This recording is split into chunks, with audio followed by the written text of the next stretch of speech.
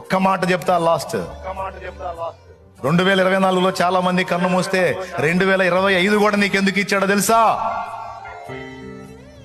తన బలీయమైన కార్యాలను నువ్వు ఇంకా చూడాల్సినవి ఉన్నాయి. చూపించడానికే నిన్నుంచాడు, చూపిస్తాడు. ఇన్నాళ్ళు చేసిన ప్రార్థనలు చాలా ఉన్నాయి. నువ్వు చేసిన ప్రార్థనలు, ఆ ప్రార్థనలకు జవాబులు ఇవ్వాలి కదా, మరి అవి నువ్వు చూడాలి కదా, నువ్వు అనుభవించాలి కదా. అందుకే మరో సంవత్సరం పొడిగించాడు. దీని వెనుకున్న ఆంతర్యం ఏంటో తెలుసా?